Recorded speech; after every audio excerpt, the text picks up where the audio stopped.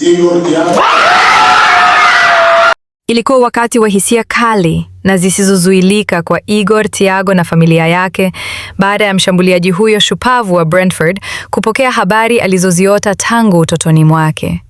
Kuitwa kwa mara ya kwanza katika kikosi cha Brazil na kocha Carlo Ancelotti, machozi ya furaha yalibubujika wakati mchezaji huyo mwenye umri wa miaka 24 alipotajwa katika kikosi cha mechi zijazo za kirafiki za kiwango cha juu dhidi ya Ufaransa na Croatia, ikiwa ni mchujo wa mwisho kabla ya kombe la dunia la 2026.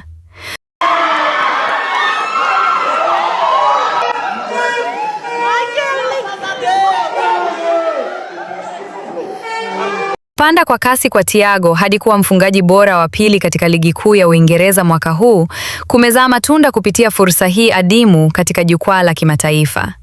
Kwa kumvutia Ancelotti mbele ya mastaa wakubwa, Thiago hajajipatia tu nafasi ya kuichezea timu ya taifa. Amejiweka katika nafasi nzuri ya kuongoza mashambulizi ya mabingwa hao mara 5 wa dunia kwenye jukwaa kubwa zaidi la soka.